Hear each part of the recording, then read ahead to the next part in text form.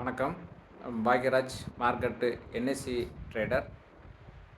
இன்றைக்கி மே 6ஆம் தேதி, மே 4, 5 ட்ரேடிங் ஹாலிடே. மே 6ஆம் தேதி இன்றைக்கி வந்து mid cap expiry. Mid cap வந்துட்டு லாட் சைஸ் வந்துட்டு 75 அப்படிங்கிறதுனால நான் அதை பை பண்ணுறதுக்கும் செல் பண்ணுறதுக்கும் கொஞ்சம் ரிஸ்க்கு.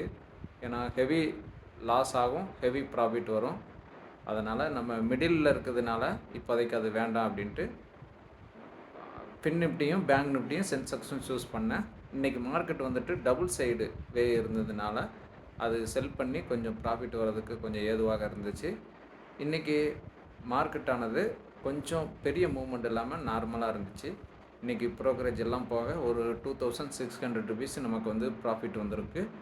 அதனால் இது வந்துட்டு உங்களுக்கு ஃப்யூச்சரில் ஹெல்ப்ஃபுல்லாக இருக்கும். இது ஒரு சூதாட்டம் இல்லை, இது வந்து ஒரு பிஸ்னஸ் தான். அதனால் நீங்கள் எதுவும் இதை பற்றி பயப்பட வேண்டாம். தேங்க்யூ.